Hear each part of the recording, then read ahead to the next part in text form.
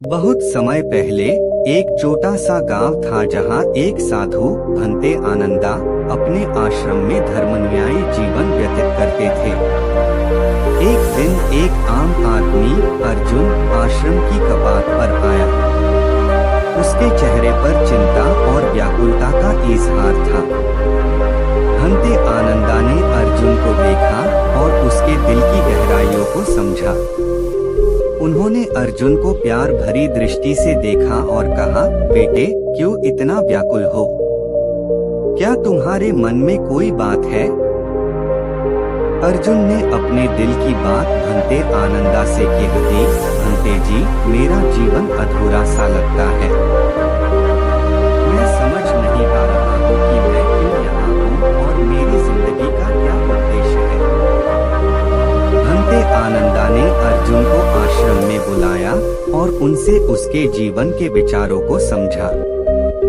उन्होंने अर्जुन को गौतम बुद्धा के उपदेशों का महत्व समझाया और उससे ध्यान और मेडिटेशन की विधि सिखाई। अर्जुन ने धीरे धीरे बुद्धा के उपदेशों को अपनाया और अपने जीवन में परिवर्तन लाने का निश्चय किया। उसने अपने व्यक्तिगत मामले को समझने और सुधारने के लिए ध्यान किया। भंते आनंदा ने उसे समझाया कि आंतरिक शांति और खुशी का रास्ता अहिंसा और संवेदनशीलता से होकर ही गुजरता है। कुछ महीने बाद अर्जुन का चेहरा खिला हुआ था। उसने अपने जीवन में एक नई दिशा तय की जिसमें अहिंसा, संवेदनशीलता और संतुलन का महत्व था।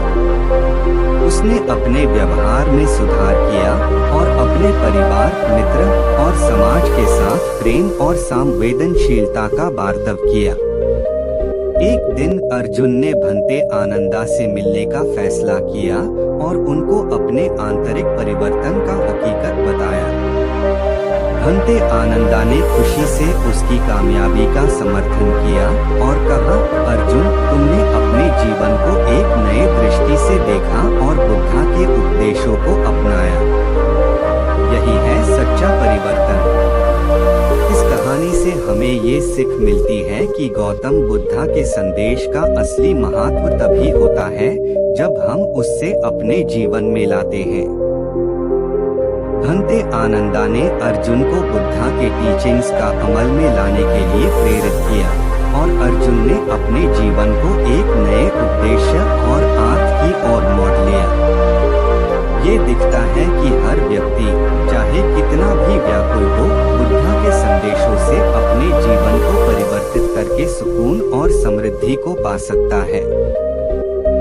बुद्धा के उपदेशों में छुपा हुआ अमर तत्व हर किसी के जीवन को सही दिशा में बदल सकता है।